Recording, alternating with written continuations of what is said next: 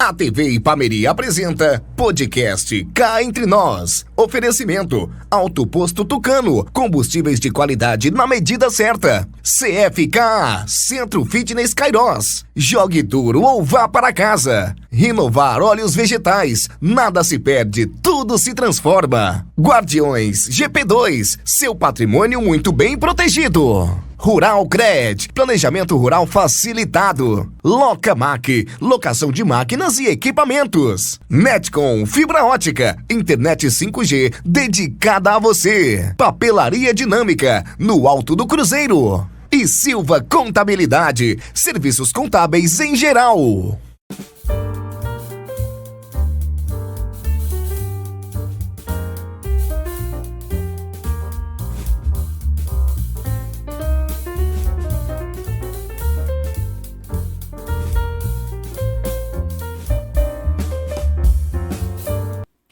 Olá, boa noite, sejam todos muito bem-vindos a mais um podcast Cá Entre Nós, aqui pela sua TV Ipameri. Eu sou o Andriele Fernandes, tenho os trabalhos técnicos do Pedro Rocha e a assessoria jurídica do Dr. Ítalo Vaz. Temos também os melhores patrocinadores de Ipameri e região, aos quais eu estendo aqui os meus cumprimentos e agradeço aí pela confiança em nosso trabalho. Agradecer também você que está chegando agora, que não se inscreveu em nosso canal, inscreva-se, ative as notificações e acompanhe todos os nossos conteúdos. Hoje nós temos aqui a grata satisfação de receber esse jovem pamerino, né, que tem toda uma trajetória, uma história para contar para a gente aqui. Eu falo com o padre Murat Ranier Peixoto Vaz, ele que também, né, está participando aí das atividades do FLIC no ano de 2024, retornando aí à sua cidade natal, né, para palestrar, e também na sua escola, né, o professor César Augusto Seva, apresentando aí, né, as suas obras As Terras do Divino Espírito Santo, Desenvolvimento Civil e Religioso do município de Ipameri, Goiás, e Apóstolos do Sertão, Biografia dos Padres do Sudeste Goiano e Triângulo Mineiro. Nós vamos conhecer todas as obras, vamos contar um pouquinho da história de cada uma e principalmente dessas que estão sendo trabalhadas na 10ª edição do FLIC aqui na cidade de Ipameri. Falo hoje com ele, Padre Murat Ranier, seja bem-vindo, é um prazer falar com você. O prazer é todo nosso, André, e a gente já vinha tentando marcar há algum tempo, né, e hoje, nessa ocasião, deu certo, e com muita alegria a gente vem para compartilhar desse momento com você e aqueles que nos assistem e que talvez tenham ali alguma curiosidade, conhecer um pouco mais sobre a gente. Legal, que bacana. Murat, inicialmente a gente gostaria de conhecer um pouco mais ali já nas raízes, né?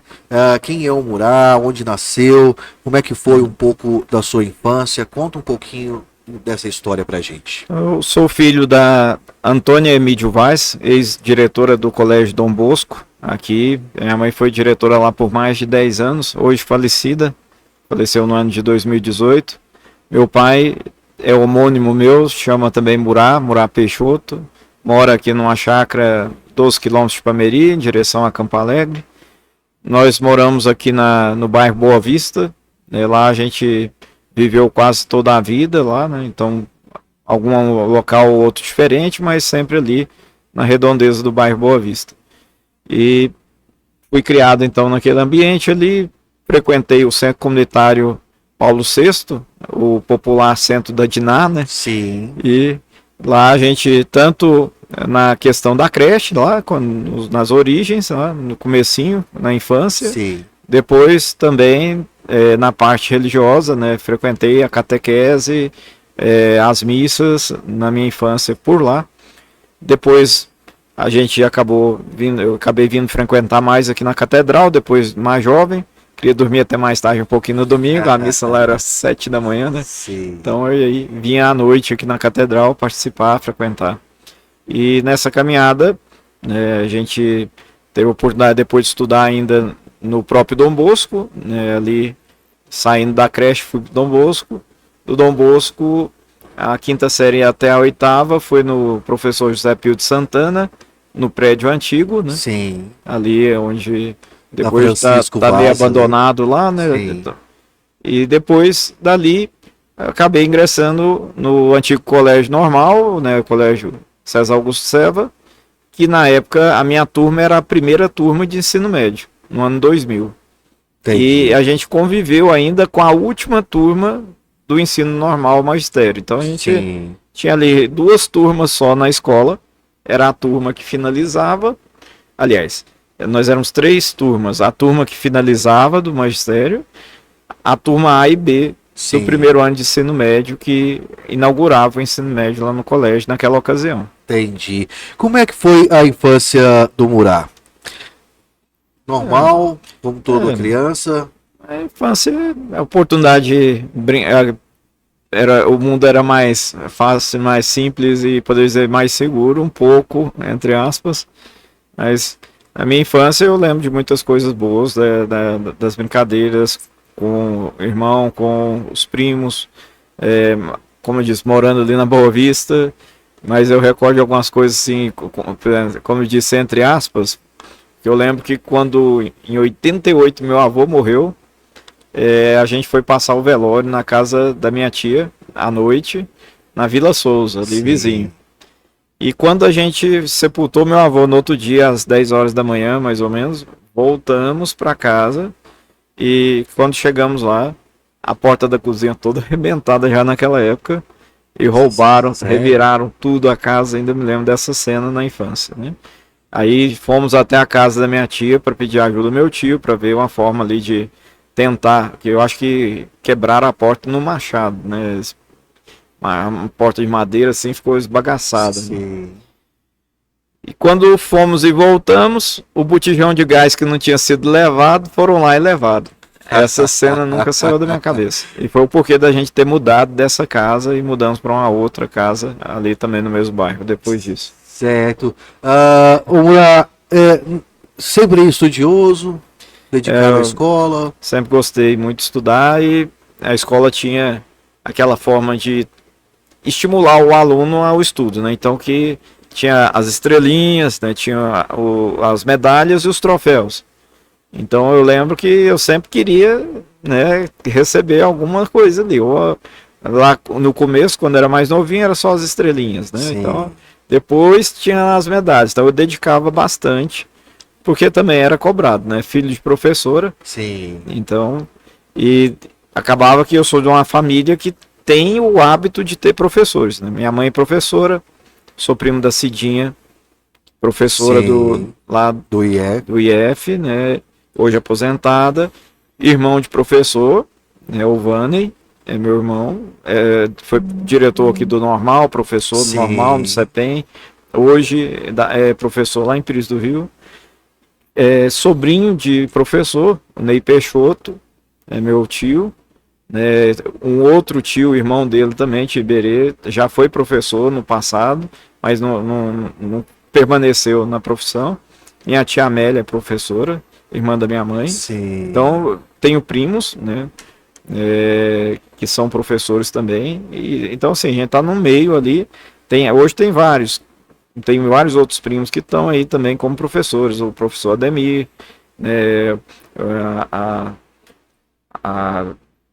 outros primos ali que também estão na mesma profissão. Então a gente acaba, até na tendência ali, começou, e aí, você é professor? Então era uma das possibilidades que se abriam naquele momento que a gente pensava, e aí, também isso é uma possibilidade. E isso chegou a passar pela sua cabeça? Ah, sim, na adolescência ali, eu ficava em dúvida qual matéria, né? Se eu ia fazer letras, história e geografia, aliás, geografia nem tanto, mas letras, história ou filosofia.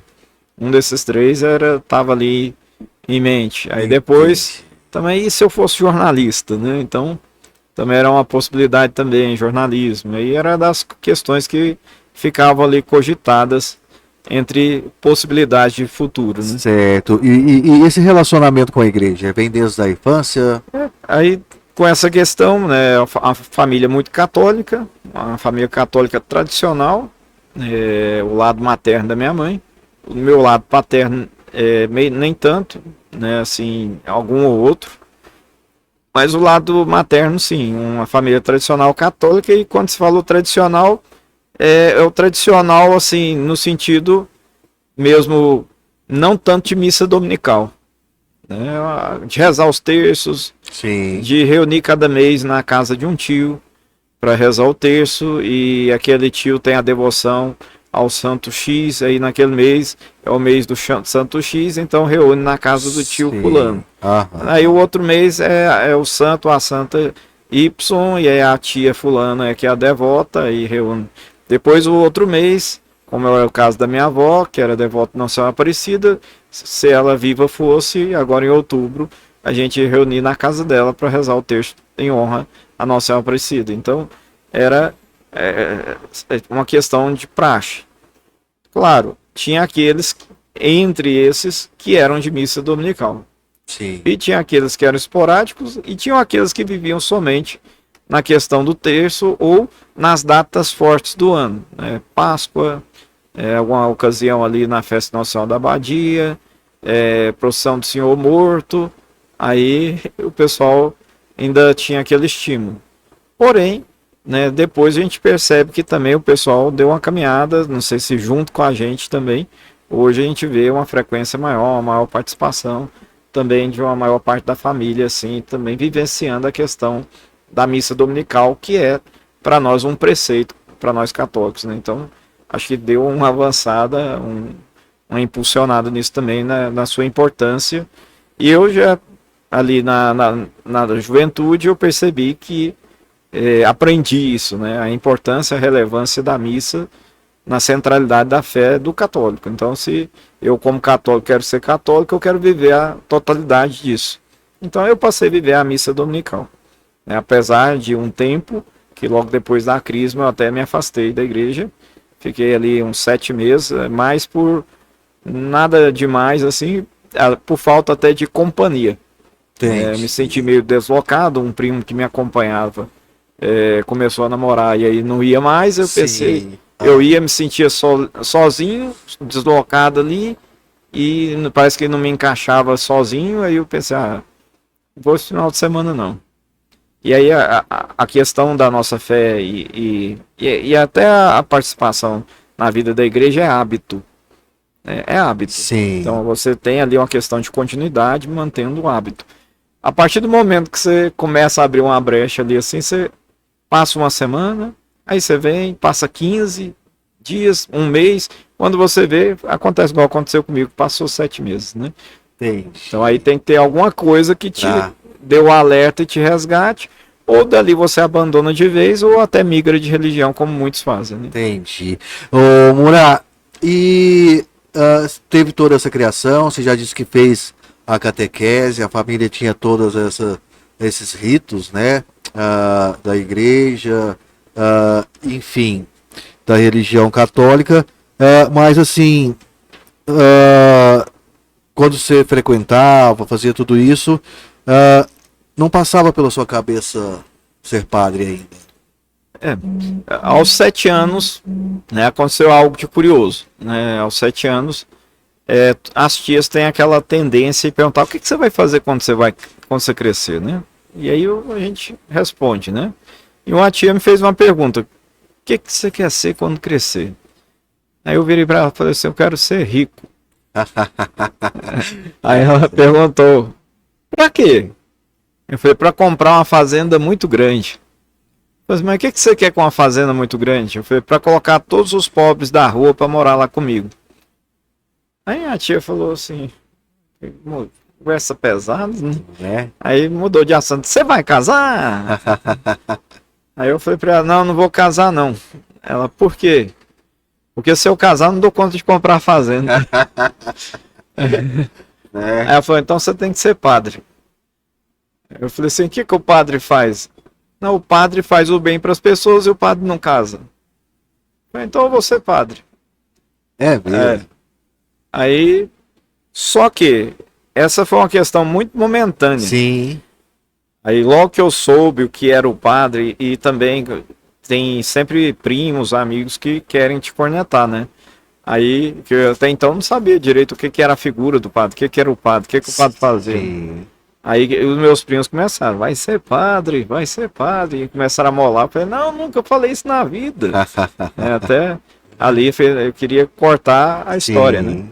E aí deixei isso sossegado lá, esquecido. Não tinha intenção nenhuma, mas Certo. E passava aquele outra aspecto. coisa pela sua cabeça, Ah, uma profissão? aí- Além de professor? profissão, não, seria essas mesmo, né? Eu tive a minha profissão, mas não era. Eu sabia que aquilo poderia ficar como um Eu falo assim, hobby. se você pensava naquele momento em outra coisa. Não.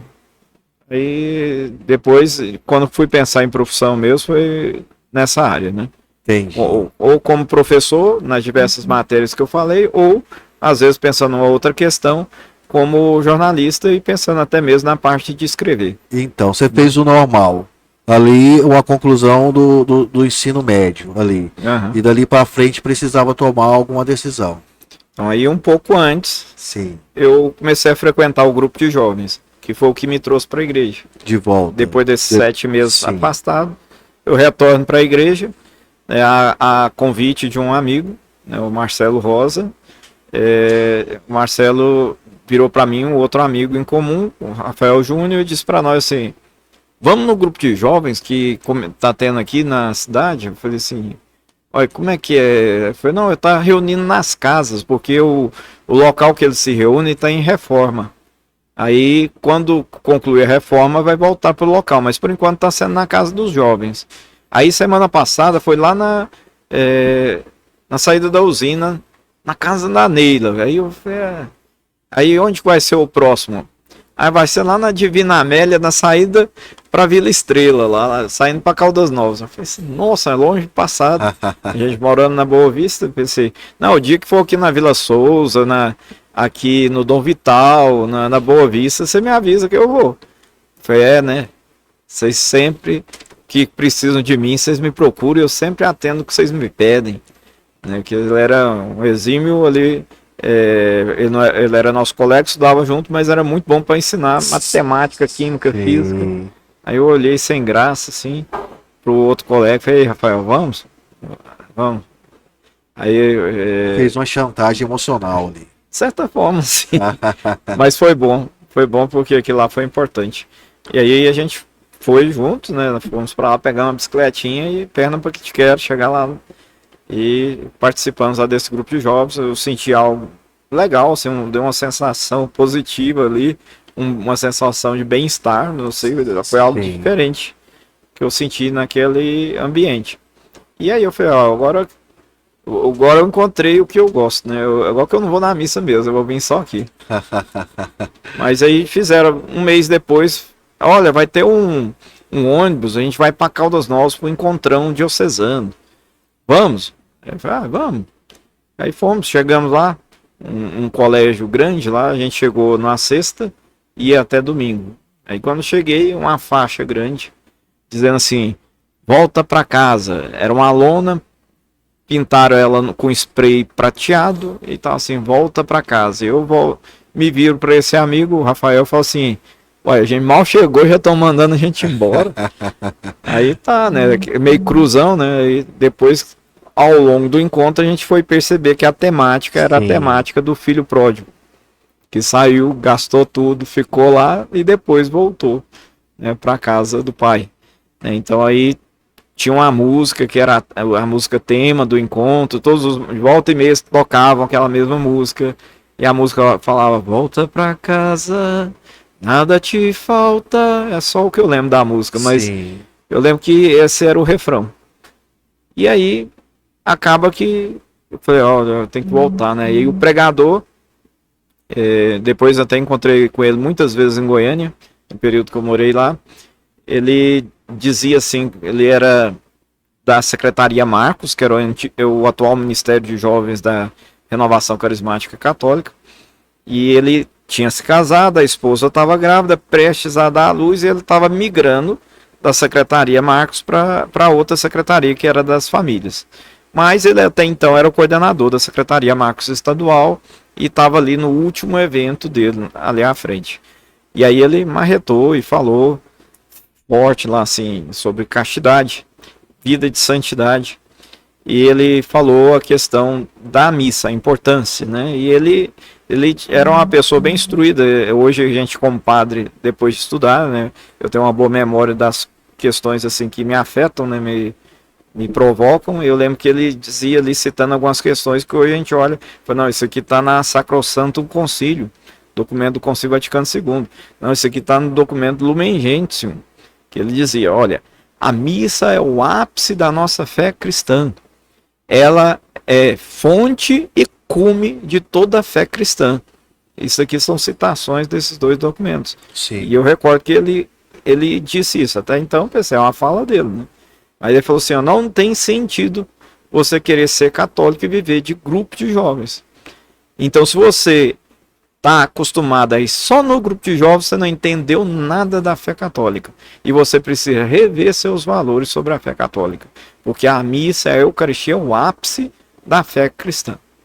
Eu pensei, olha, não, então eu vou retornar, né? Eu vou voltar, né? Eu vou participar das duas coisas agora. E aí começa esse processo. No domingo seguinte, né, dentro do encontro, eu já participei da missa ali dentro do encontro, mas a catequese me tinha plantado ali bem algumas noções de valores e importâncias, e eu sabia que eu não podia comungar. Eu precisava me confessar antes para voltar a comungar. Então eu participei da missa, não comunguei. Domingo seguinte, fui à missa de novo. Aliás, durante a semana tentei me confessar. Padre Ivan, naquela época, coitado, estava sozinho aqui em Pameri. E eu ia na secretaria, Padre Ivan tá aí? Falei, não, foi visitar um doente. Aí eu ia lá, Padre Ivan tá aí? Não, ele foi celebrar um velório. Padre Ivan tá aí? Ele está em reunião com o bispo. Padre Ivan tá aí? Ele está lá no hospital dando unção dos enfermos. O Padre Ivan não encontrava. E passei 3 meses indo todas as semanas lá e nunca dava sorte Para se confessar. De me confessar com ele. E eu pensei, olha, tá pouco padre. Já foi uma questão, né? Tá difícil aí. Né? Precisando ter mais padre aqui para. Eu ainda pensei, tá ralado aqui. Deve ter mais pessoas. Eu pensei, tá ralado como aqui. Eu querendo. Aí um dia, no final da missa, encontrei Dom Guilherme.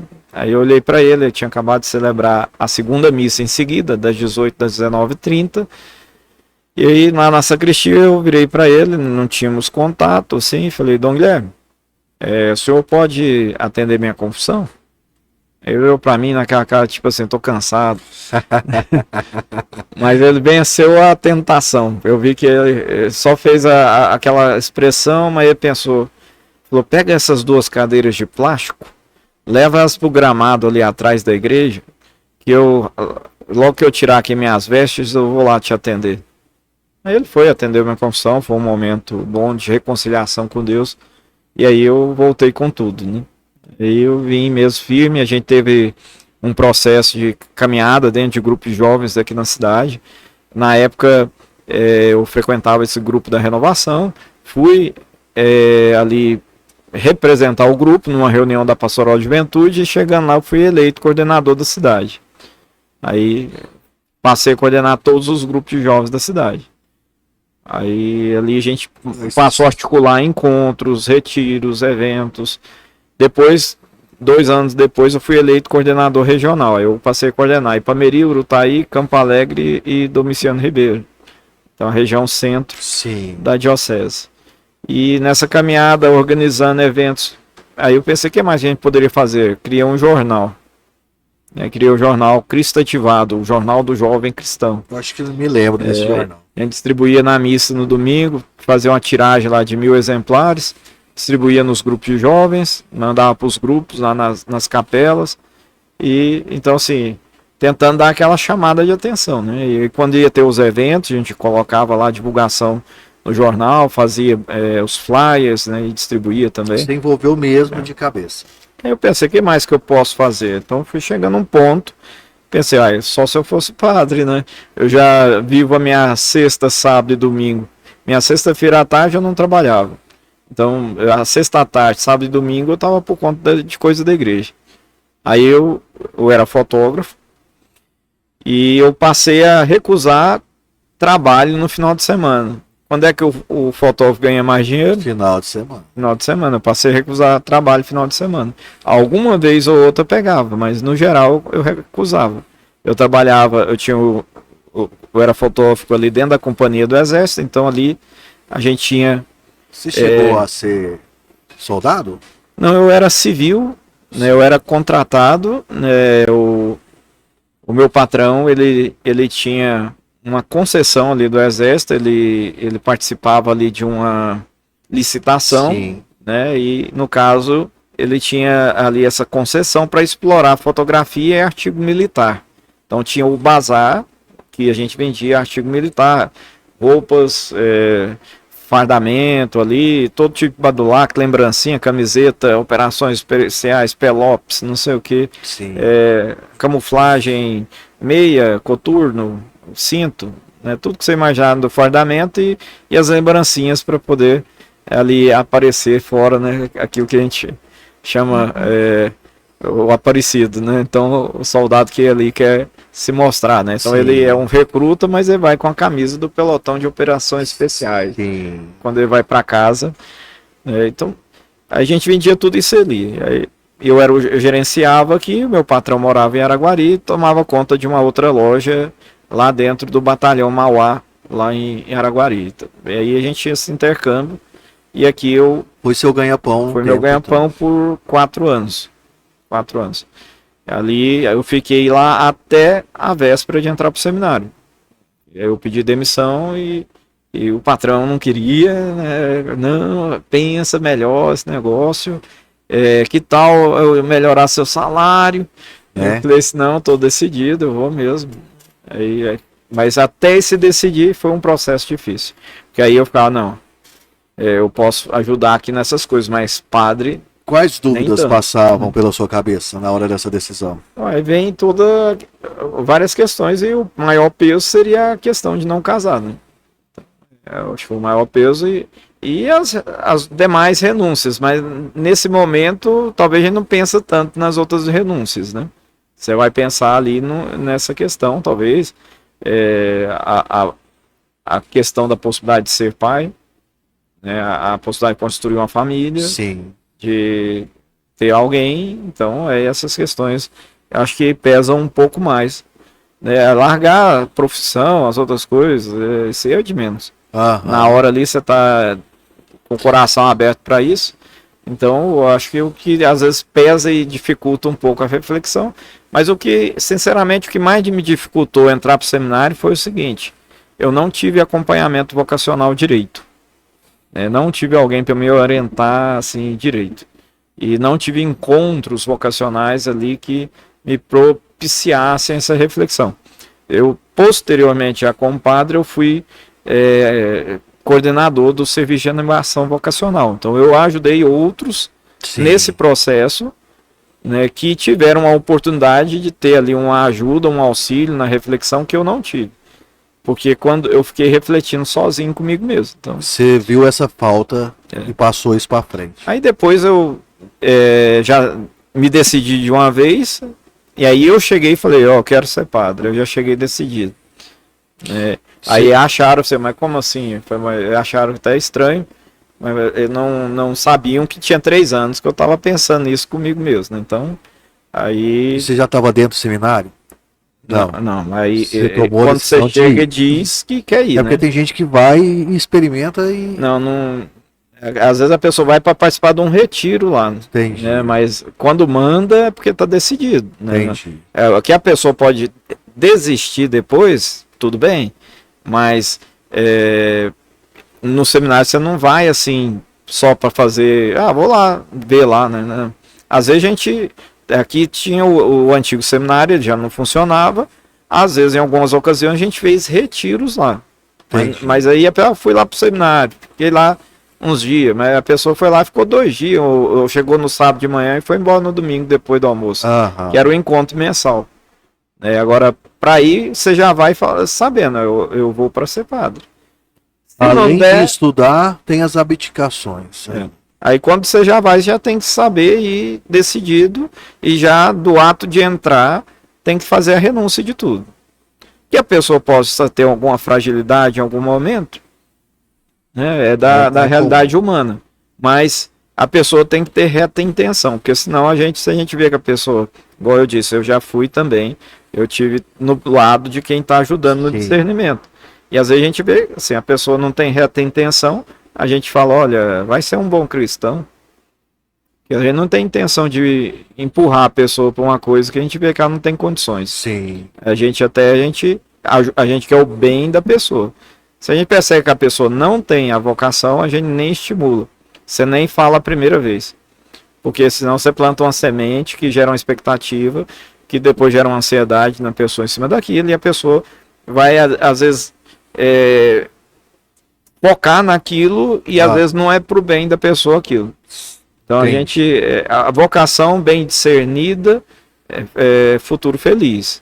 Se a pessoa tiver um discernimento mal ali para uma vocação, seja qual for também. Sim. Né, inclusive profissionalmente. A pessoa, você vê uma pessoa frustrada, decepcionada, e ali a vocação desse naipe que é o nosso, né, não dá para brincar, né?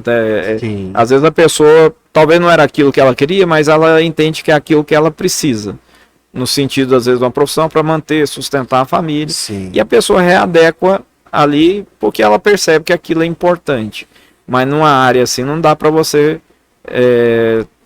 fazer uma adaptação. Vai além, né? Vai além. De uma decisão comum, profissional, que seja e tal. Porque você é padre, não é só quando você está lá celebrando, você é padre. A profissão, você está nela quando você está executando. Sim. Aquela é a sua profissão até você aposentar. Você aposentou, você não é mais aquilo. Eu já fui. Eu já estive naquela realidade. Mas aí você vai curtir sua vida, tocar sua vida, cuidar da sua família para lá. Eu sou padre até morrer, né? Nessa caminhada, e com a oportunidade que a gente teve de publicar os livros, acabou que a gente teve ali algumas, poderia dizer, algumas influências ou conhecimento de mais pessoas que acabaram me indicando para participar do Instituto Histórico Geográfico de Goiás e da Academia Catalana de Letras. Certo. Quando eu fui entrar para a Academia Catalana de Letras, uma pessoa me disse lá, um membro, né? Ora, mas aqui você não é o padre Murat, você é o Murat, o acadêmico, né? Da Academia Catalana, você é o Murat. Eu falei, não, aqui eu sou o padre Murat também. Aí a pessoa, não, aqui você é um como qualquer outro de nós. Sim, eu sou um como qualquer outro de vocês.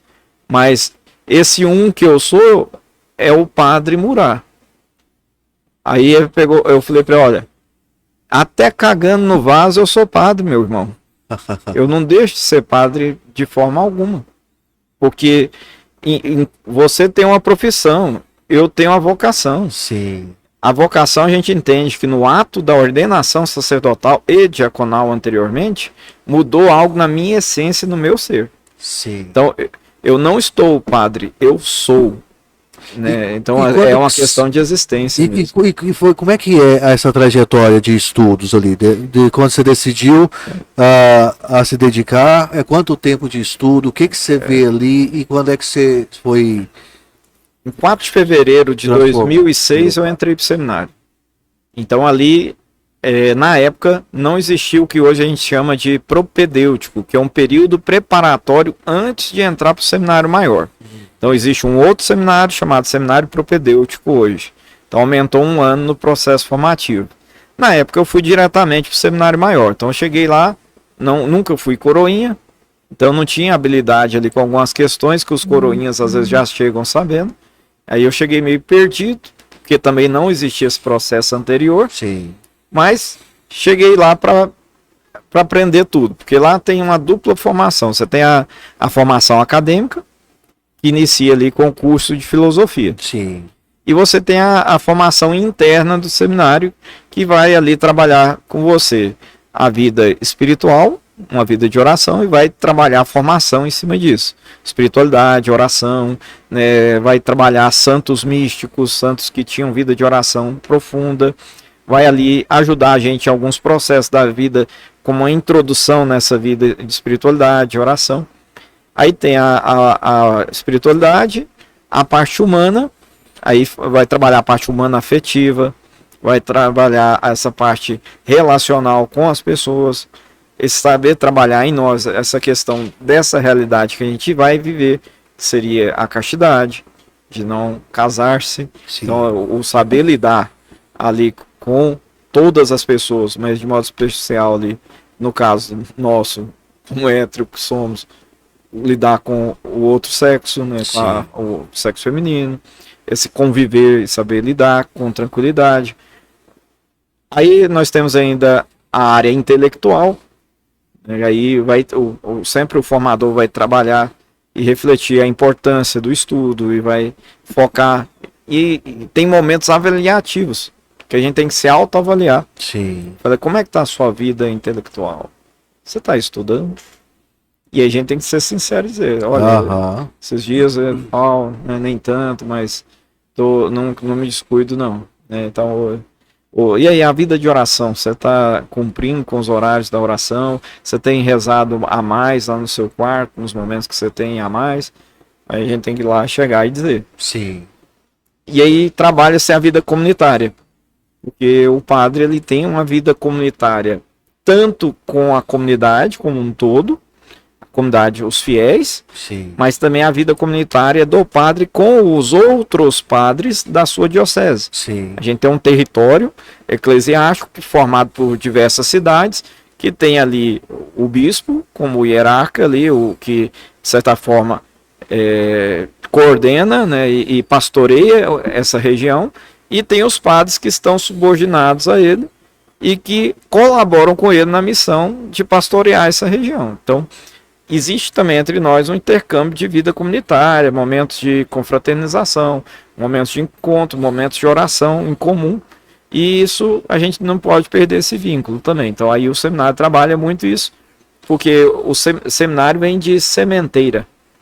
Então é o tempo de lançar a semente. Sim. Porque ou você lança a semente ali e faz a pessoa ser uma terra boa para colher essa semente, ou lá na frente você não colhe o fruto.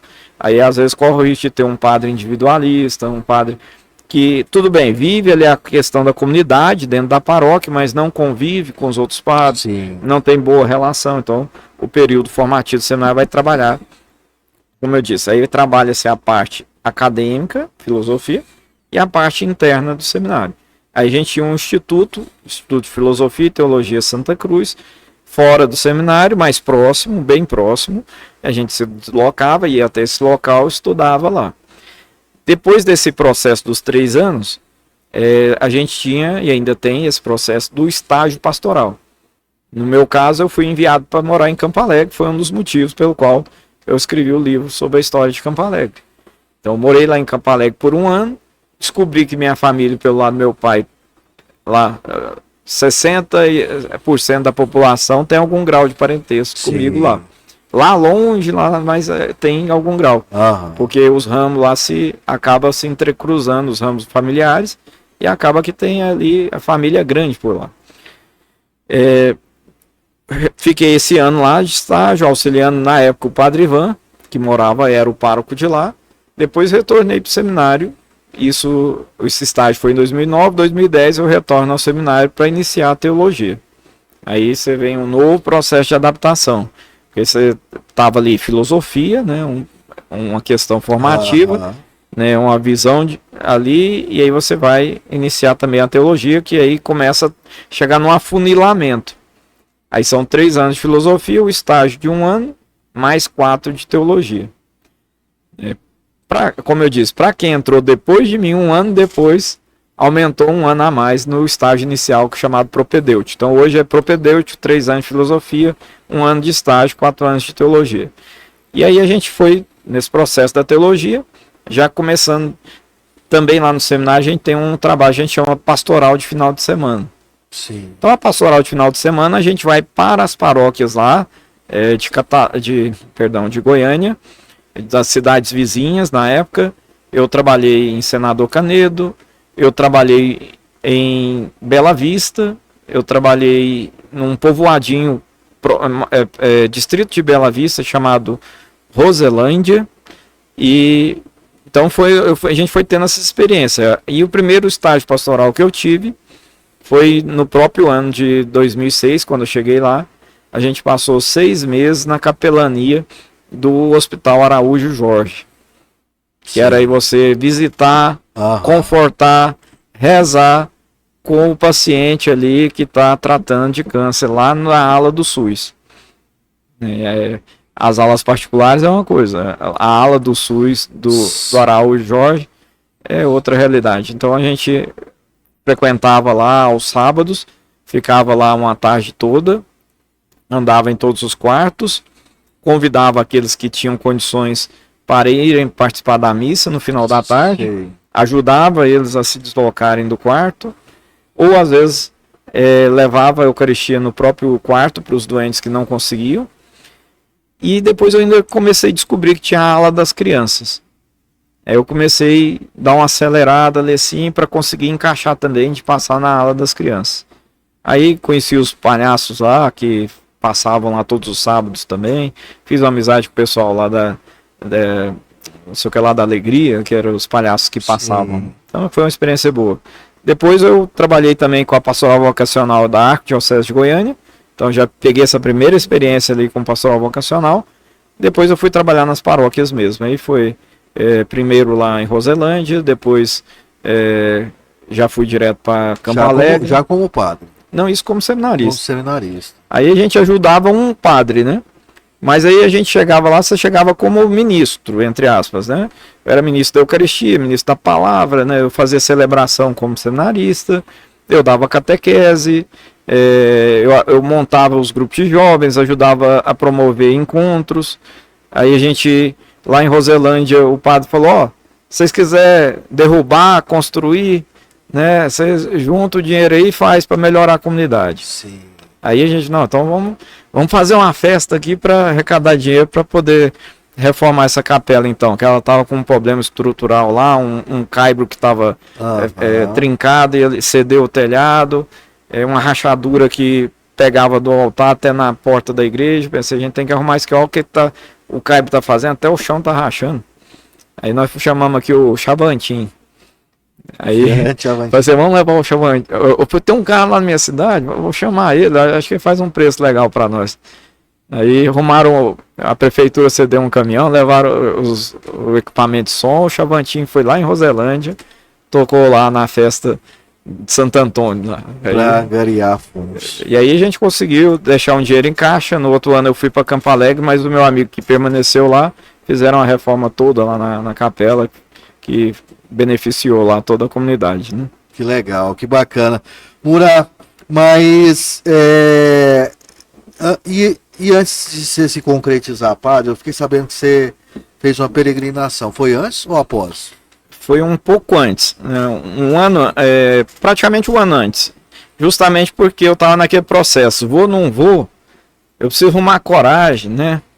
E aí eu pensei, eu vou fazer um trem, uma coisa diferente para entrar pro seminário. Tá. Porque, dar esse passo, igual, da forma como eu tava fazendo sozinho, né? Talvez, igual eu falei, meu grande problema foi não ter tido alguém para me acompanhar, me auxiliar no discernimento. E aí eu pensei assim, quem sabe se eu fizer uma viagem, falando de Deus para os outros, né? Caminhando ali, falando de Deus, viajando de um lugar para o outro. Quem sabe ali acontece algo de extraordinário, o céu rasga, desce fogo, Deus fala, eu quero você, padre, né? Vai lá. Né? Aí eu pensei assim, eu vou fazer esse negócio. Só que aí eu passei... Você estava precisando de uma... Eu fiz uma programação, me programei, pensei, eu vou juntar um dinheiro. De uma resposta. Eu vou juntar um dinheiro que é para eu ir tranquilo, né? Que se precisar, pego ônibus, fico em alguma pensão, hotel... como no caminho. Eu juntei o dinheiro lá, juntei R$2.000 na época. Aí R$2.000 na época, eu acho que era quase 10 salários mínimos. Dava próximo a isso. E pensei, agora eu vou levar um pouco disso aqui, não vou nem levar tudo não. Aí fui na Capela do Santíssimo, aqui da Catedral, fiz uma oração. E essas coisas não são muito comuns não, né? Porque tem gente que fala, tô ouvindo, Deus tá falando. Deus, de modo extraordinário, aquela coisa que você fala assim, não é normal.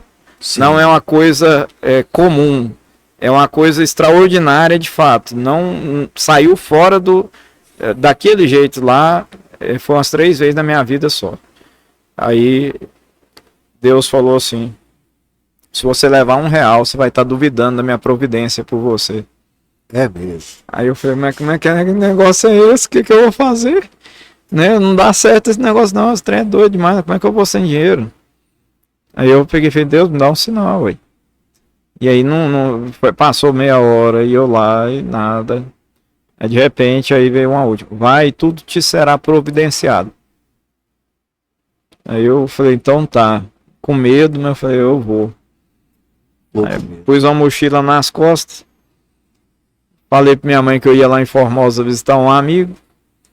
Sério? Aí fui pra beira do trevo lá, peguei carona com um caminhão, pensando assim, eu vou pegar esse caminhão, vou pro lado de Cristalina e tal. Aí o cara falou, pra onde o senhor tá indo? Eu falei, eu tô indo pra Anápolis. Eu falei, não, então eu vou com o senhor até lá. Mudou tudo já, né? Na primeira pegada de carona. É mesmo. Aí cheguei lá em Anápolis, aí fui rodando. Não menti, porque eu fui lá em Formosa, visitei meu amigo. Mas omiti o que eu ia fazer no antes e o depois de lá, né? Com medo de um julgamento? Eu acho que ela não ia achar muito bom e não ia, né? Meu filho tá ficando louco. Só vai por aí mesmo. E não ia, ela ia querer bloquear, né? Achar que eu não devia ir, né? Aí eu tava com 19 anos. Aí eu fui. Rodei. Passei em Pirinópolis, Goiás Velho, Itaguaru, Itaguari, Itaberaí, Goiânia mesmo, Cesarina, Indiara,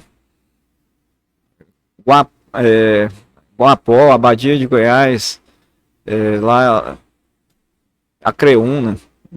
Esse foi o itinerante. Aí nesses dias que eu tava viajando, aconteceu aquela questão que teve uma enchente, teve uma chuva muito forte e rebentou um canal de água que passava por baixo de uma estrada lá pro lado que dava acesso a Caldas Novas. Que eu pensei assim, eu vou até lá, passo a Creúna, chego lá, pego o caminho em direção a Caldas Novas. Aí arrebentou a estrada lá, a 23ª Companhia foi lá montar uma ponte provisória lá naquela ocasião. Até teve um carro que caiu dentro d'água e morreu a família lá naquela ocasião. Aí eu falei, o jeito é voltar para trás, né? Aí voltei. Vim vindo Goiânia, Santa Cruz, aí fui bater lá em Catalão. Nesse caminho teve altas experiências, né? Teve dia que eu andei 33, 37 quilômetros a pé. E sem dinheiro, né? Sem dinheiro. Teve dias que pelo menos 5 a 7 quilômetros por dia eu andei, né? Mas nunca me faltou nada. Alimentação, água. Não me faltava. E aí, quando eu cheguei em Catalão, eu desci lá em Catalão, eu pensei, vou passar numa farmácia e me pesar. Porque eu percebi que eu pensei assim, emagreci, eu perdi muito peso. Aí eu pesei, eu tava pesando 1 quilo a mais. A questão eu perdi massa magra. Eu perdi gordura, eu ganhei músculo pra caramba, nas pernas, nos braços, no peito. Porque a mochila que eu levei foi meio exagerada. E acabou que me pesou muito no caminho, né, a mochila, e eu fiquei meio assim, eu adquiri até uns músculos, né, nessa caminhada. E teve várias experiências ali, né, de contato com pessoas individualmente, contato com pessoas em grupos maiores. E em Pirinópolis eu fiquei lá mais dias. Teve um senhor lá que eu nunca tinha visto na vida, me acolheu muito bem e me apresentou para muitos jovens, sabe? Sim. Marcou uma reunião com os jovens comigo. Aí apareceram lá uns 30 e poucos jovens. Aí eu fui falar para eles da minha experiência, fui falar para eles da importância deles terem ali um grupo de jovens. Eles falaram, não, aqui a gente não tem grupo de jovens. Mas tanto de jovem, vocês não têm grupo de jovens? Aí tinha um padre já mais idoso, um padre um pouco sistemático, ele chamava-se Luiz Virtuoso. Aí o padre Luiz Virtuoso não estava querendo que tivesse grupo de jovens, que ia achar que ia dar bagunça. E eu peguei 100 vezes, não, funda um grupo de jovens, sejam sérios e organizados, e ele vai acabar acolhendo vocês. Mas se ele não ceder de agora, de pronto, um lugar para vocês se reunirem, entre em contato com a escola, Porque o PNDE, porque minha mãe é professora, eu era por dentro. O PNDE, o Plano Nacional de Educação, diz que a escola tem que ter contato com a comunidade. Então, a escola pode ceder para vocês ali uma sala para vocês se reunirem. Se vocês estiverem organizados, bem, caminhando bem, e chegarem para ele não vai rejeitar vocês. Aí acredita, faz, toma iniciativa e faz. Dali um mês ou dois, acho que foi 2 meses depois, meu celular tocou, eu estava aqui na Praça da Liberdade num dia de sábado, a gente tinha ido no grupo de jovens, do grupo de jovens a gente tinha o costume de a turma do grupo de jovens juntos ali, né, dar uma passada na praça. E aí toca o celular, eu atendi, aí eu atendi, alô, uma multidão gritando, uma multidão, muita gente ao mesmo tempo. Ué, o que tá acontecendo, Ronaldo? Aí ele falou, não, a gente tá no encontro de jovens. Falei, mas que encontro? Uai, do grupo de jovens você mandou fundar, você não falou pra gente fundar um grupo de jovens? Aí agora já estamos fazendo um retiro aqui, um encontro de espiritualidade, isso 2 meses depois. Né, faltava um pequeno incentivo. Sim. E aí mantive contato com esse pessoal, o grupo de jovens durou ali por mais de 10 anos, né? Eles faziam lá toda a Via Sacra, lá, a encenação da Via Sacra em Pirinópolis na época, então, e era essa turma desse grupo de jovens que surgiu nesse momento, dessa viagem. E durante essa peregrinação. E aí, pensei... E esse era o seu objetivo. Mas não aconteceu nada de extraordinário, assim, no caminho, na viagem. Aconteceu essa questão no antes. Sim. Mas na viagem em si, o extraordinário foi que tudo correu bem. Cheguei são e salvo, engordei 1 quilo, teve toda uma troca de experiências com muita gente, teve essa situação específica, né, e te ajudou toda vez que eu pegava uma carona, era uma oportunidade de conversar. Então, e toda vez era uma oportunidade de evangelizar. Sim. Eu encontrei um cara e ele tinha assassinado uma pessoa no passado. E aí ele contou os detalhes da forma como ele matou a pessoa. Sim. E aí eu fiquei até assim, temeroso, porque eu lembrei que eu li isso no Jornal Popular e que saiu na televisão, também na TV Anhanguera. Anos atrás. Caramba. E aí eu fiquei meio assim, e ele falou assim, eu sou... E aí começou a falar que ia matar uma outra pessoa. Uma pessoa que tinha engravidado a filha dele, que era maior de idade, e a filha menor. E aí ele mostrou, levantou uma toalha no console do caminhão e tinha um revólver, cabo de marfim, assim, aqueles cabo branco, né? Peguei eu assim e fui falar de Deus para ele, né? Olha, o senhor perdeu seu réu primário quando o senhor fez aquilo com o primeiro, né?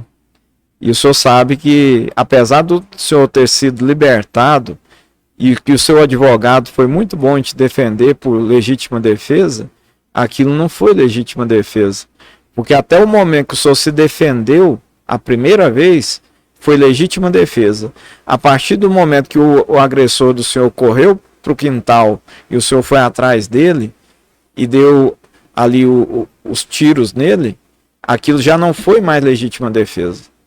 E quando ele caiu no chão e está lá prostrado, o senhor estava indo embora, que o senhor abriu o portão, que o senhor viu que ele deu uma agonizada lá, que ainda estava vivo, e o senhor passou a mão no porrete para dar na cabeça dele, aí sim não foi legítima defesa de forma alguma. Então o senhor deu muita sorte de ter sido libertado.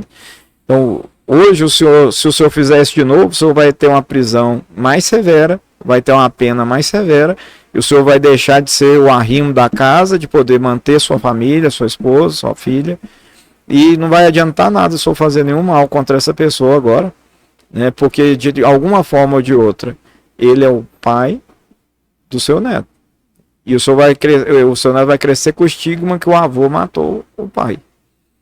Então eu acho que o senhor deve repensar isso daí, e talvez refletir sobre Deus, sobre fé, trazer algo aí que ajude o senhor a acalmar seu coração e mudar essa intenção, porque isso não é bom para o senhor também frente a Deus. Porque uma coisa é ter uma pena aqui na terra, que ela é passageira, dure o tanto tempo que for, mas de repente o senhor pode ter uma pena do outro lado de lá que seja eterna.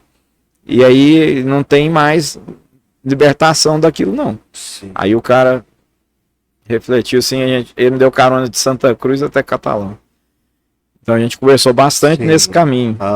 Quando eu cheguei em Catalão, eu desci no posto Santo Antônio, ali perto da antiga rodoviária do São João. Aí ele me olhou e falou assim, ó, se você for lá na minha cidade, eu não vou falar nem o nome da cidade, mas você conhece lá? Eu falei, conheço. Você sabe lá a igreja? Eu falei, sei. De costa para a igreja, você pega a rua da esquerda, tem lá a pensão X, sua conta depois da pensão X, a primeira, segunda, terceira casa é a minha casa. Você for lá você vai me visitar. Meu apelido é fulano, e se falar o meu nome lá, todo mundo me conhece. Aí eu falei assim, não, se eu tiver a oportunidade algum dia de ir lá, vou te visitar. Mas nunca tive a oportunidade de voltar nessa cidade. Mas se eu for lá, eu sei o local. Entendi. Mas aí teve essas situações. Mas eu cheguei com mais dúvidas. Entendi. Mais dúvidas. E aí, vou ser padre, não vou ser padre? Isso foi em janeiro de 2005. E aí foi o Papa João Paulo II estava bem adoecido, bem enfermo e o Parkinson, as coisas estavam piorando. E no final de março ele piorou muito. Então teve uma cena que ele chegou na sacada lá da Basílica de São Pedro e foi falar algo e deu uma dor. E ele fez um grito de dor, assim, uma cena que saiu na capa da Veja, capa das revistas todas da época. E puxaram ele estava numa espécie de um móvel, estava em pé, mas ele era de rodinha, né? Eles empurrando ele. E aí puxaram para trás e fecharam as cortinas. E naquela noite ele foi internado já na Clínica Gemelli, lá de Roma, ligada ao Vaticano, e ali só foi piorando. E naqueles dias eu estava numa angústia, pensando, eu tenho que tomar uma decisão. Aí, ó, o Papa, que eu conhecia toda a biografia dele, a história dele, tinha livro da história dele, e sabia que ele era um jovem lá que tinha muitas possibilidades. Ser ator, tinha uma namorada e tal, eu pensei, ele teve coragem e eu sou um covarde, eu não tenho coragem. Aí eu pensei, mas eu tinha que ter coragem, mas me falta essa coragem. Aí eu, com aquela coisa, e tinha um encontro de jovens na sexta-feira, acho que dia 30 ou 30, eu não lembro se março tem 31 dias, né? Mas acho que era 30 de março. Aí iniciamos o encontro e quando deu às 18 horas saiu a notícia lá, manchete última hora da Globo com aquela musiquinha, né, de costume. Plantão. O plantão disse assim: o Papa João Paulo II acaba de falecer na Clínica Gemelli. Mais detalhes daqui a pouco. Aí a gente, e aí agora, gente, como é que a gente faz, né, e tal. E a gente conversando, a televisão ligada, de sair de novo, né? Houve um equívoco, o Papa permanece vivo, em estado grave, mas ainda está vivo. Aí, nossa, ainda bem, né, tal. Aí vamos rezar, aí fizemos uma noite lá, fizemos algumas orações e tal. No outro dia, ele faleceu. Mas naquela noite, depois da gente ter rezado juntos, ali a turma toda, eu fui para a Capela do Santíssimo, aqui do Centro Diocesano de Formação, antigo Colégio das Irmãs, e lá eu fiz um momento de entrega da minha vida e fiz minha oração pessoal, falou, tá bom, Deus, eu vou. Foi desse jeito, custe o que custar, dou o que doer, nem que eu tenha que quebrar mato no peito e abrir um caminho para que outros possam passar, né? Então assim, porque quando eu entrei, tinha anos que não ia ninguém daqui de Pameri. Eu não tinha uma referência. Tipo assim, para você olhar, não, eu vi alguém, me senti inspirado, e aí eu não tinha uma referência ali de um seminarista que tem ali me incentivado a inspirar a fazer o mesmo. Foi você sozinho? Aí eu falei, eu vou. Quem sabe outros venham depois. Né? Então, aí no outro dia o Papa faleceu. Aí ainda falou, não, parece que eu tava só esperando eu decidir, né? Aí fica aquela coisa na cabeça. Aí os jovens lá, a gente tinha preparado um encontro bem dinâmico, com banda. E aí eu falei, gente, não dá pra gente fazer esse encontro do modelo que a gente tinha programado. Aí ficou um pessoal descontente, fez, como é que a gente faz uma festa aqui dentro? O Papa morreu, ué. O povo vai passar aqui na porta desse pavilhão e vai falar, o líder mundial deles morreu, eles estão fazendo festa. Não vai entender que a gente está cantando música católica, porque essas músicas agitadas não vai dar. A gente tem que fazer um momento de louvor, oração e uma noite de testemunhos. Aí a gente adapta o formato agora, vai ser o jeito. Sim. Aí fizemos toda uma adaptação lá, teve uma noite de testemunhos, cada coordenador falava por que ele se sentia incentivado ali a dedicar sua vida, seu tempo para ajudar nos grupos de jovens. Aí chegou minha vez, eu finalizei. Aí eu falei, ó, eu me sinto tão à vontade nesse meio, me sinto tão feliz de servir a Deus, que eu quero ir além. Ele falou, ano que vem eu vou entrar pro seminário e vou ser padre. Aí, pô, regalou o olho, porque não era uma realidade, eu acho que muita gente talvez não percebia em mim essa possibilidade. Talvez pelo fato de ser mais expansivo, fotógrafo, não sei se você lembra, sim, eu trabalhei uma temporada no ipameri.net. Lembro demais. Fui um dos primeiros fotógrafos do ipameri.net e trabalhei lá com eles, acho que uns 2 anos e meio, 3, como fotógrafo e a gente tava sempre nas festas, né? Lembro sempre. E aí o pessoal acha que porque tá lá é igual todo mundo, né? Ninguém via que às vezes eu levava gente tonto pra casa, sim, ninguém via que eu tava ali, às vezes, evitando briga dos outros, né? Tá lá. Mas eu nunca fui muito, eu diria assim, de achar que aquele ambiente ali, eu não vou. Não, aí eu ia mesmo, porque aí eu ia lá, eu ia ter a oportunidade de ter contato com outros, para poder atrair também para os grupos de jovens, chamar. Sempre que eu tinha a oportunidade, vai lá no nosso grupo de jovens no sábado, vai lá para você conhecer o nosso grupo de jovens, né? Nessa época a gente teve aqui o Retiro do 100% Jesus, sim, né? Que funcionou, na época eu ajudei o Padre Márcio a fundar, depois eu fui para o seminário e o encontro permaneceu aí, não sei se por uns 7 anos ou mais que isso. Mas sei que foi muitos anos aí funcionando. Então foi grande parte da sua vida, tipo assim, praticamente, entre aspas, a vida dedicada a isso. A Deus, né? Então, depois que eu crismei aos 15, pra cá, né? Eu tô dentro antes dos 15, lá na catequese, mas não servindo. Agora, servindo a Deus dos 15 em diante. Então, eu tenho aí, hoje eu tô com 40, né? Sim. Eu tô com 25 anos aí de vida dedicada a Deus, de alguma forma. Padre? Como padre, eu tenho 10 anos e meio de padre. Da entrada do seminário, que foi em 2006, né, já tem aí 18 anos. Então aí, nesse meio tempo, pelo menos desde 18 anos, aí a vida totalmente mesmo, depois dessa entrada, já é totalmente dedicada para Deus. E hoje não passa mais dúvida pela sua cabeça? Não, graças a Deus, igual eu falei, uma vocação bem refletida, discernida, ali a recompensa de felicidade e realização pessoal. E aí, por exemplo, eu dizia para você, eu queria ser professor de filosofia, ou português, ou história. Sim. Eu formei em filosofia, então eu posso dar aulas de filosofia. Então, se eu tiver essa oportunidade de conseguir conciliar as coisas, eu não tenho essa questão, não. Hoje, a minha vida, o tempo não permite. Sim. Mas eu tenho a formação toda, inclusive docência e ensino superior. Então, de alguma forma, tudo eu fiz, né? Porque eu não sou formado em história, mas eu escrevo na área da história. Eu sou membro, como eu disse, do Instituto Histórico e Geográfico de Goiás. Sim. Eu pensei em ser jornalista, ainda antes lá eu fundei um jornal, né? Então eu escrevia para esse jornalzinho na época. Depois disso já escrevi para outros jornais, né? Não com frequência ou com compromisso, sim, mas precisando. E sendo necessário, se a igreja achar que precisa de mim em alguma área como essa, a gente está pronto para também servir nesse aspecto. Então, sou formador, né? Então volta e meia eu estou dando formação, cursos na área da teologia, né?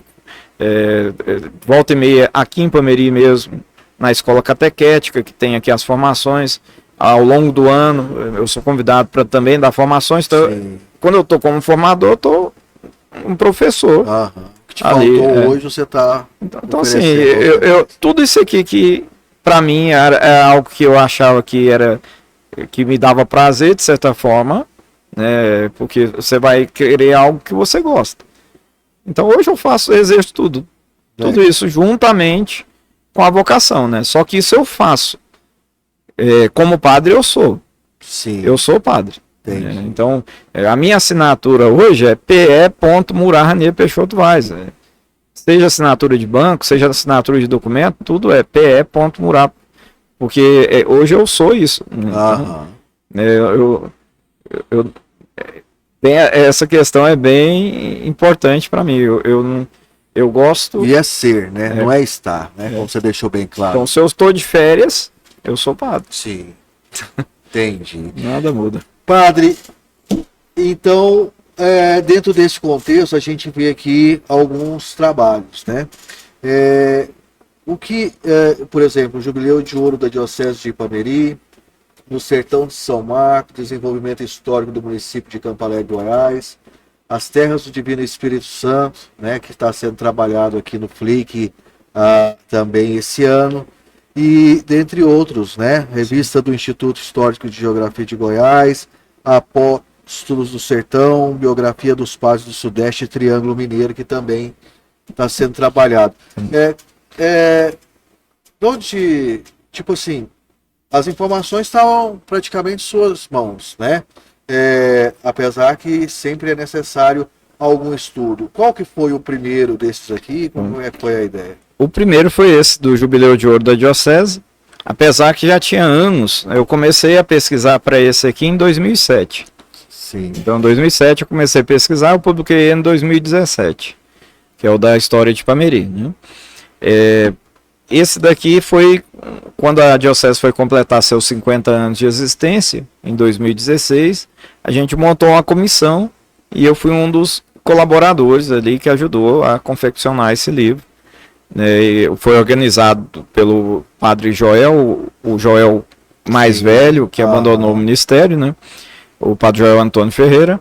Ele foi o organizador e eu colaborei ali com alguns textos e colaborei também entrando em contato com paróquias para que mandasse os dados para a gente elaborar os outros textos, né, com a história de cada paróquia e a história em geral da Diocese de Ipameri. Legal. Nesse mesmo período foi feito, como a gente conversava aqui um pouco antes em off, né, foi feito o documentário, né, do Jubileu de Ouro da Diocese. Na época eu fui a parte de pesquisa, a parte de marcar as entrevistas e de levantar os nomes para as entrevistas, e junto com o Nave Leão, que também é daqui de Ipameri, lá da TV Sudeste de Goiás, lá em Catalão, e ele fez toda a parte ali mesmo de editoração, edição dos vídeos e a narração, os textos que ele narrou ali do documentário. Aí em 2017 eu tive a oportunidade de publicar esse livro, e ele resgata a parte da história de Ipameri, a parte mais antiga, ali desde os antecedentes históricos da região, antes de Ipameri existir, até 1899, é o recorte temporal. Sim. Aí, quem sabe esse é o primeiro volume, quem sabe sai o segundo volume, de 1900 em diante.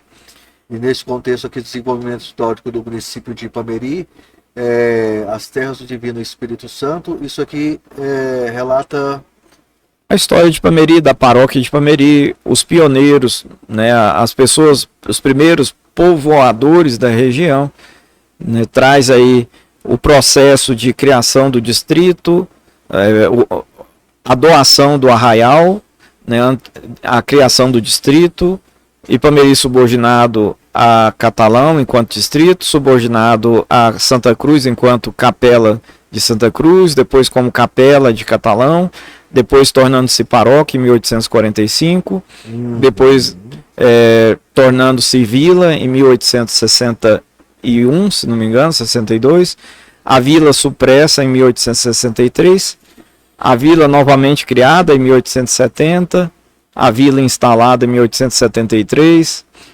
depois, em 1880, recebe o título de município. Então, todos esses processos, quem era ali, às vezes, os vereadores da época, que fato aconteceu naquele período ali, então tá aqui.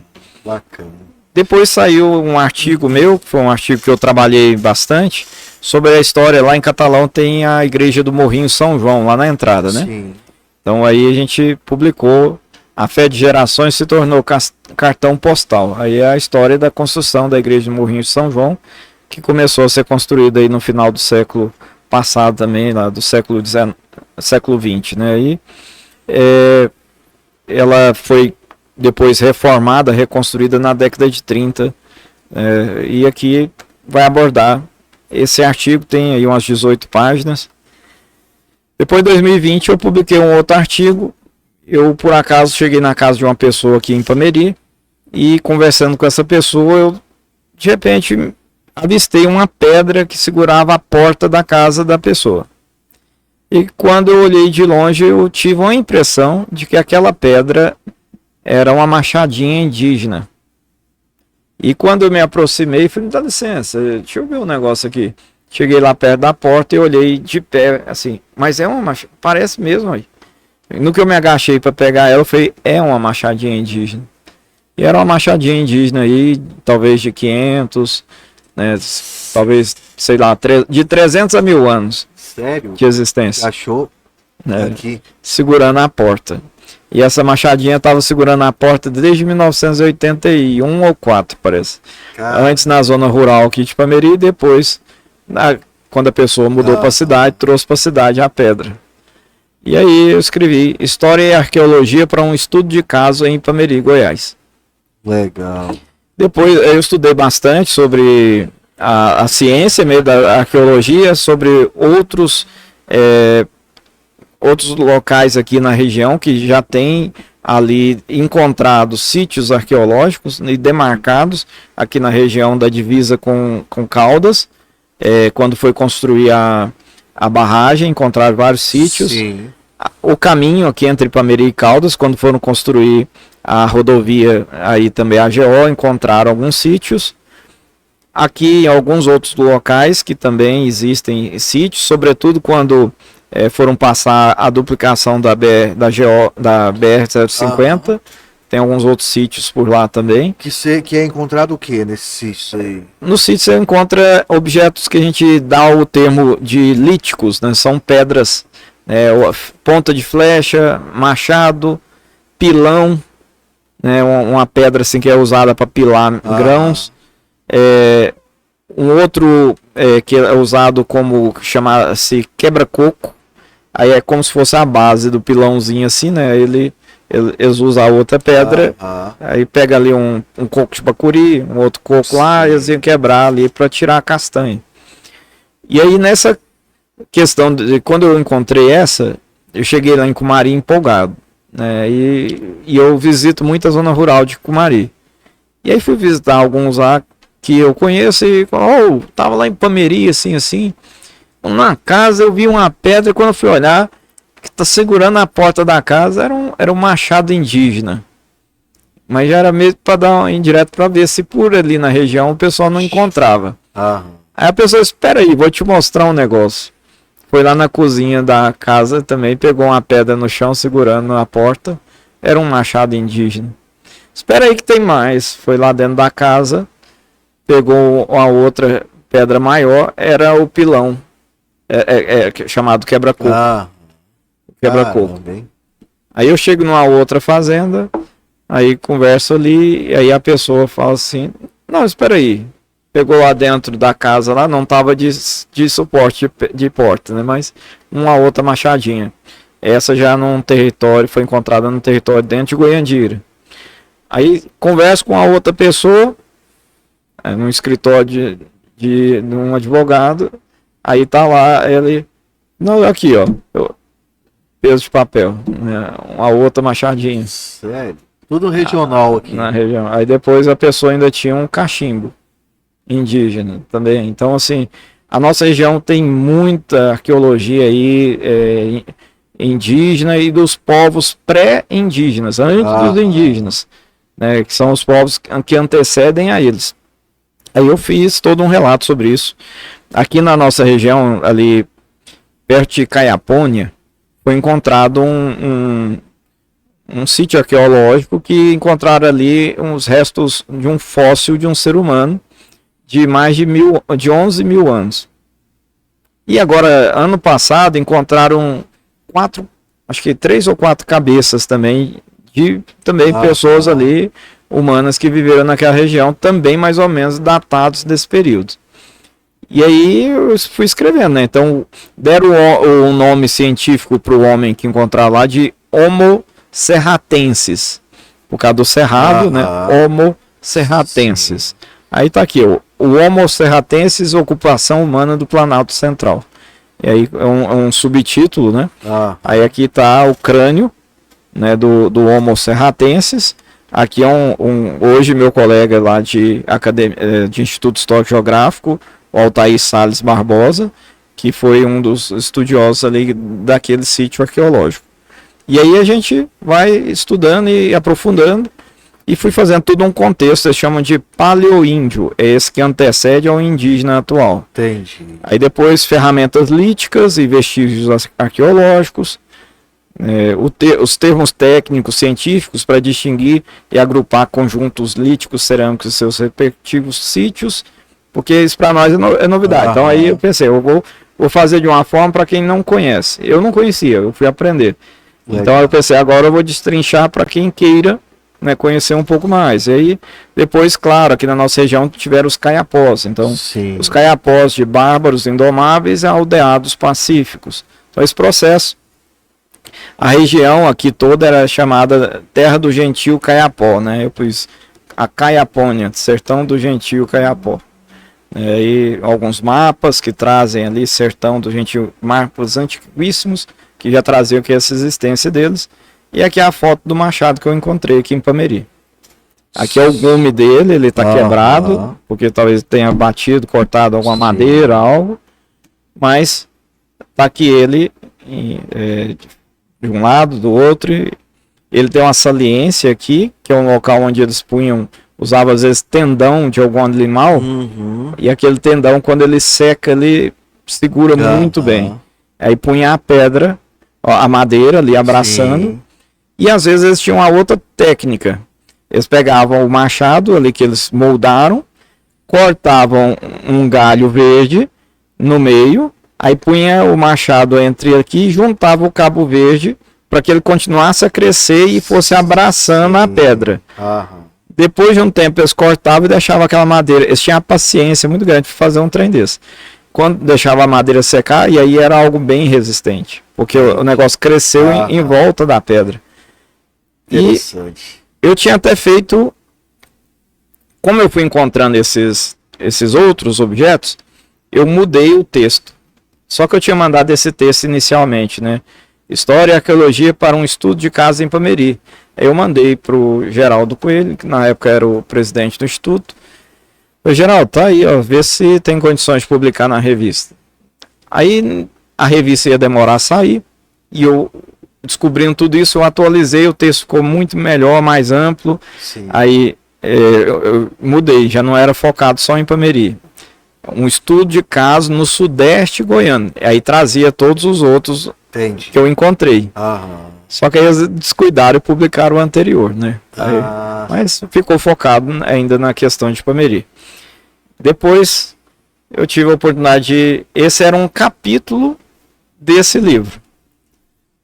Então isso acontece mesmo, né? Você vai para escrever uma coisa e acaba saindo outra. Ficou muito grande, eu não tinha como eu manter o capítulo, eu tirei o capítulo. Aí o capítulo foi expandindo, virou um livro à parte, né? Maior do que o outro. Eles são biografias de mais de 30 padres que trabalharam aqui em Pameri e na região, como um todo. Tem todos os padres aqui que trabalharam em Pameri, estão aqui biografados. Padre Jesus... Né? Aliás, todos os padres até mais ou menos ali a década de 40. Padre Jesus não. Eu me recordo de alguns padres aqui como... é bem antigo, né? Esses padres bem mais antigos. Aí, por exemplo, a gente tem o Monsenhor Domingos e o padre Edmundo Tonon. Sim. Aí eles estavam aqui dentro. Só que a biografia deles destacou e ficou grande, ampla demais. Hoje eles estão no stand-by para ser um livro só dos dois. Entendi. Daí a gente vai, se Deus quiser, até o ano que vem, quem sabe esse final de ano, aí vamos ver, até o começo do ano que vem, se a gente consegue organizar para publicar um livro da biografia do Padre Edmundo e do Monsenhor Domingos Pinto de Figueiredo. Engraçado é que o Padre Edmundo também era Monsenhor, né? Só que ele não criou o hábito de usar o termo, né? Ele também recebeu esse título de Monsenhor. Aí o título do livro é Monsenhores Edmundo e Domingos. Aí a princípio seria esse título. Vamos ver se mantém até lá, né? A ideia inicial tá bacana, né? Então assim, essas obras aqui, né, com certeza trazem informações importantíssimas, né? É o resultado de muita pesquisa também, né? Com certeza. Apesar da vivência. E você, nessa edição do Flick, você trabalhou aqui com as escolas Foi esse. A gente trabalhou, né, lá no colégio César Augusto Seva, que, como a gente dizia, foi onde eu estudei, tive essa oportunidade de retornar lá. E eles leram com antecedência, né, o livro. Lá no dia, o professor trabalhou com eles em sala de aula, professor de sociologia. E lá no dia a gente abordou o livro, os alunos tiraram algumas dúvidas, tiveram a oportunidade de fazer perguntas. E depois também teve um momento que teve uma entrevista, que também acho que foi para a rádio da escola. Sim. E foi essa parte que a gente trabalhou ali com eles, né? Eles tiveram esse contato, esse conhecimento, um pouco mais da história antiga da cidade de Ipameri, das nossas origens, né? Certo. Esse momento, o Murá, é um momento interessante, né? Nós estamos aí na 10ª edição do Flick e vejo, tipo assim, a satisfação dos escritores, das pessoas dos artistas que ali participam, de compartilhar essas experiências com os alunos, né? Com mais pessoas, né? Tendo em vista que o hábito da leitura diminuiu muito, né? Hoje é uma audácia, né? Você promover a literatura, né? Então tentar ali ainda apontar o valor que é a leitura. Eu me lembro que na 4ª série a nossa professora fez uma visita conosco à biblioteca municipal. E quando a gente foi lá visitar, ela levou toda a turma para visitar a biblioteca municipal. Sim. E no dia que nós visitamos lá, a atendente que estava lá no dia, responsável lá, fez a ficha de cada um de nós para que a gente pudesse levar livros. Sim. Então todos nós fizemos nossa ficha naquela data, né? E ficamos de depois levar as fotos 3x4 lá para lá. Aqui em Ipameri? Até pouco tempo. Não era a dona Teresina, não? Olha, eu não lembro com certeza quem era naquela ocasião, mas a minha foto estava lá até pouco tempo. Aí eu fui lá e troquei, levei uma foto atual, peguei a antiga. Aí eu lembro, eu peguei de recordação antiga. Antigamente era onde a gente tinha para recorrer, né? Aí a minha, ela tinha, assim, ia grampeando as páginas, né, e ficou grosso, assim. Aí teve até uma ocasião que eles destacaram, jogaram fora, porque estava difícil de manter grampeando ali uma na outra.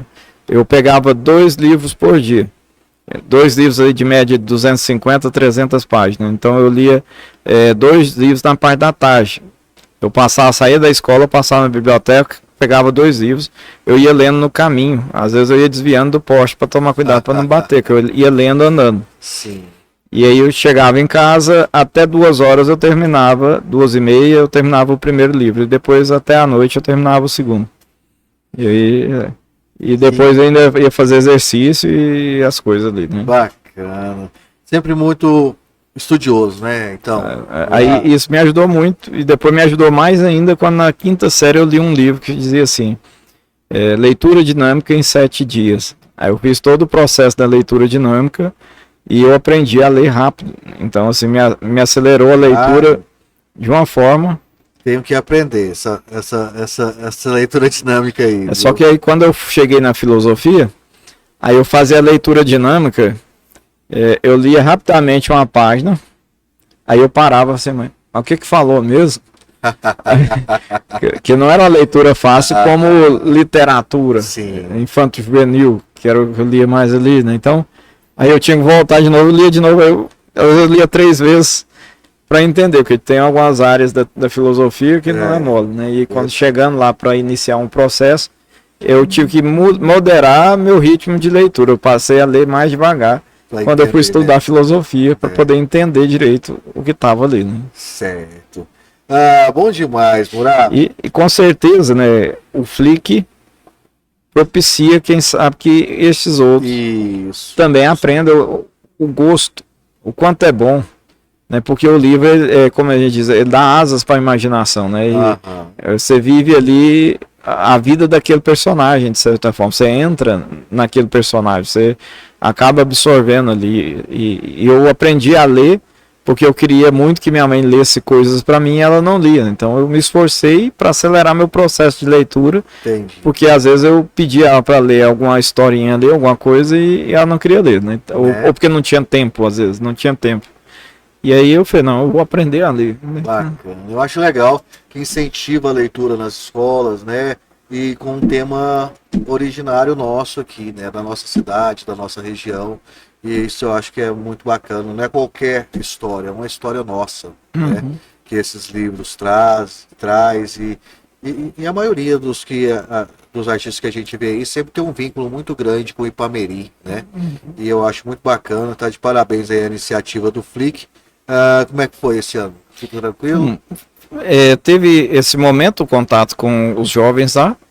Eles já são do 2º ano do ensino médio, então já é uma turma com mais ali, poderia dizer, com mais bagagem, né? Então, até para ler um livro de história, né? Assim, né? Deu para trocar uma município, experiência. né? Deu para trocar. Depois, ontem, como nós nos encontramos lá na abertura, né? Teve aquele momento mais lúdico, né? Ali que levaram também os alunos de alguns dos colégios, participaram. Teve aquele momento ali de descontração, música, algumas poesias declamadas, alguns personagens aqui da nossa cidade também se apresentaram lá, como o Dom Zé, os alunos que também tiveram esse esforço de decorar as poesias e declamá-las lá, e alguns dos que se apresentaram lá também, foi muito bom, né? Então foi um momento assim. É bom ter esses eventos culturais. Legal, muito bom. Faz a diferença. Murá, para encerrar, não podíamos ir embora sem antes destacar também esse momento. Foi um caso aí envolvendo o nome do Murá, o DNA do Murá, numa investigação da FBA, né, do FBI. Como é que foi essa história? Como é que você recebeu isso? O que aconteceu realmente? Eu pesquiso muito na área da genealogia familiar. Em 2005 eu fui deitar para dormir e me deu um estalo assim, eu falei assim, eu tenho que escrever um livro sobre a história da família. E aí eu falei, vou escrever um livro sobre a história da família. Aí eu perdi o sono, falei, eu tenho que anotar essas ideias aqui. Eu já peguei um caderno e comecei a anotar. Aí eu anotar as ideias aqui e tal, vou fazer isso, um capítulo vai ser aquilo, vai ser aquele outro, e comecei a anotar. E aí, 2005, 2006 eu entrei pro seminário e a coisa ficou em stand-by. 2009 fui morar em Campo Alegre, aí eu achei esse povo da família todo lá, comecei a pesquisar de novo. E aí, 2010 eu voltei pro seminário, deu mais uma paradinha, aí logo teve o avanço da internet ali, da genealogia na área da internet. Sim. E aí eu comecei a pesquisar livros de registros da região de Minas Gerais, da onde vieram alguns antepassados meus.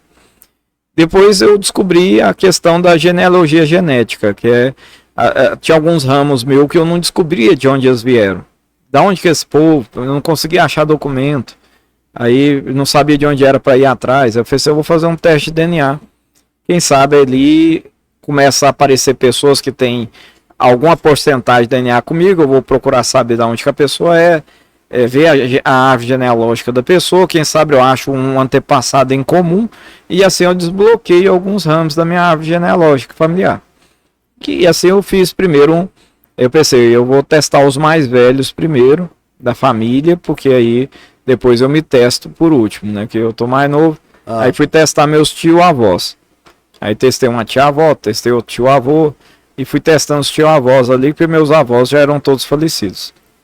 Depois testei meu pai, infelizmente minha mãe faleceu antes, não testei ela. Aí testei alguns tios, testei meus irmãos e me testei por último. E aí você tem alguns sites que tem o lugar que você armazena esses dados, né? E tem um que eu uso bastante que é o MyHeritage, né? Minha herança. Aí lá você tem a possibilidade de pôr a árvore genealógica, ter os dados de DNA, e se você paga uma assinatura, você tem mais ferramentas lá dentro. E aí eu tô lá com esses dados, mas eu passei a fazer o download desses dados e tem como você subir para uma outra plataforma, que é o GEDmatch. O GEDmatch ele é uma outra plataforma que dá umas ferramentas que os outros não têm. Sim. Ou amplia a possibilidade de ramos, contatos ali, que às vezes não estão naquele site, mas estão naquele outro. Entendi. E eu também, o meu próprio teste é de um outro, é da FTDNA, Family Tree DNA. Aí eu baixei também meus dados, mandei para as outras duas plataformas para ampliar as possibilidades. No GEDmatch tem uma questão diferente das outras. As outras não passam os dados para frente. Não compartilha. Não compartilha os dados. O GEDmatch te dá uma opção, ou de você deixar privado, ou de você deixar aberto para investigações policiais. Aí eu pensei, eu não devo nada para ninguém. Nunca fiz nada de errado. Encontrar outras pessoas. Aí eu fui lá e deixei os meus dados em aberto. E aí deixei lá, aí aparece lá assim, aberto para investigações do FBI. Aparece, fica ali. Eu posso até mostrar aqui o site. E ficou lá em aberto muito tempo. Um belo dia recebo uma ligação do Alan, GP2, apareceu aí, né? Sim. O Alan pega e me fala, ó, Bra, tô te ligando aqui, porque me pediram para te ligar, porque se ligar diretamente para você, você vai pensar até que é trote. Mas não é trote não, é verdade. Mas o que que é? O delegado aqui da Polícia Civil de Ipameri, ele quer marcar uma reunião aqui, um encontro seu com um agente do FBI, adido da Embaixada Americana de Brasília, porque sabe aquele negócio seu de ficar fazendo os testes de DNA aí e tal, bateu correspondência lá com o negócio de um assassinato lá nos Estados Unidos. Caramba. Aí eu falei, mas como assim, e aí, não, eles querem sentar com você para poder pegar informações, porque eles não sabem quem é a pessoa, e aí eles querem conversar com você, quem sabe, para tentar desvendar quem é a pessoa, porque eles não têm uma via de investigação para poder descobrir quem assassinou a pessoa. Aí eu falei, pode passar meu telefone para ele aí, ó, fala para ele que pode me ligar. Porque a princípio o delegado ele não é daqui, é de Uberlândia, né? Aí ele pegou o pessoal do FBI, entrou em contato com ele e ele falou assim, quem é esse tal de Murat? Então o povo do FBI que procurando ele, que não sei o que. Aí os outros agentes da Polícia Civil que são daqui da cidade, aí falaram, é o padre. É o padre? Aí eu falei assim, mas primo do Alan aí, ó, da GP2, né, que se conheciam, né? Aí falou, vai ele? Não, então eu vou ligar pro Alan.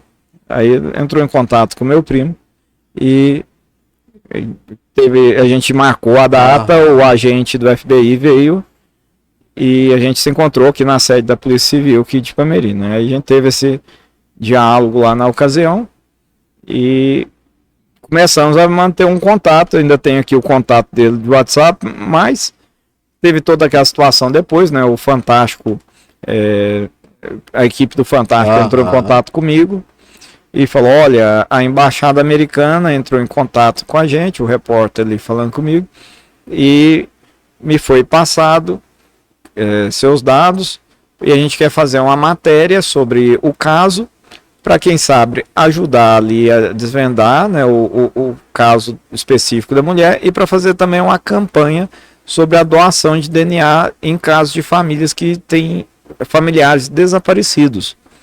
Né? A campanha, hoje você pode fazer a doação gratuita nas sedes, nos locais da Polícia Civil, em alguns pontos do estado de Goiás. Sim. E do Brasil inteiro. Então aí a gente queria fazer uma campanha nacional também.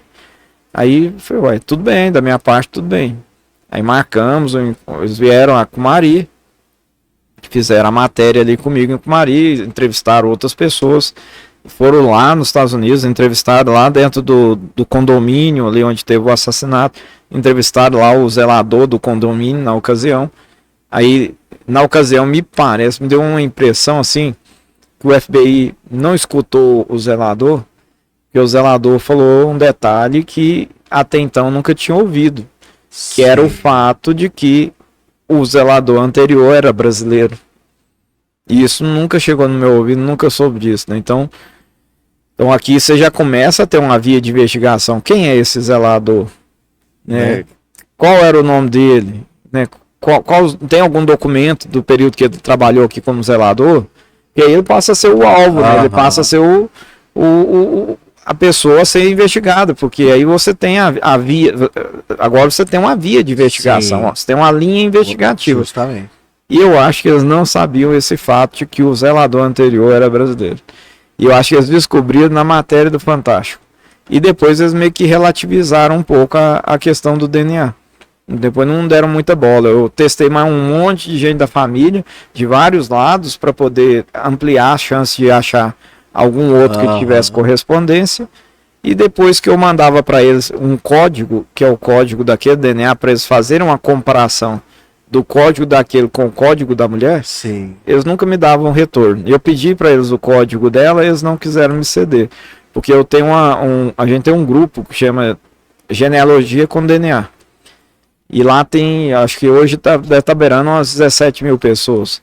E lá tem pessoas muito mais experientes do que eu, nessa parte genética, nessa parte da análise das ferramentas desses sites. Entendi. E tem algumas pessoas que foram adotadas e levadas para o exterior, Israel, Holanda, que às vezes entra lá falando em inglês, tentando falar no Google Translator lá, pedindo ajuda.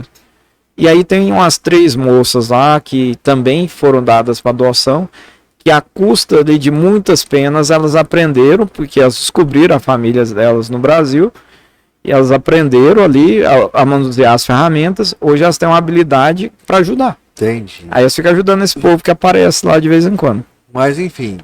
E aí não quiseram dar o código e nunca conseguiram, eles mesmos lá não conseguem, né? Eles não têm essa habilidade que o povo ali do grupo teria. Eles já teriam uma agilidade que talvez teria descoberto a família da mulher aqui no Brasil. Detalhe, a mulher foi assassinada entre o ano de 2000 e 2003. 2000 a 2002. Ela foi encontrado o corpo dela em 2005. Então ela teria entre 3 a 5 anos que tinha sido assassinada. Sim. Ela foi enrolada num tapete, colocada dentro da chaminé, e essa chaminé ali foi vedada o local lá onde eles punham a madeira para queimar, então fizeram a parede. Anos mais tarde, os detalhes do corpo ainda, era uma mulher ali que já tinha dado à luz, ou seja, alguém tinha um filho, porque pela bacia, você sabe ali que o formato da bacia que é uma mulher que já deu à luz, então é uma mãe, então tinha um filho, né, que talvez até hoje não sabe o paradeiro dessa mãe.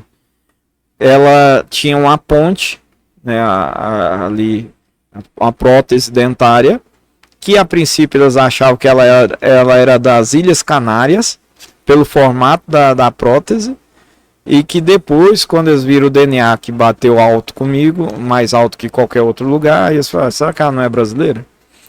Fizeram lá um retrato falado dela, com traços negros, né, ali, porque ela tinha, não sei se 15% de DNA africano.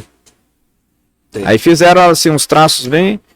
Aí eu peguei essa questão do DNA e o fenótipo, que é a parte externa, não bate.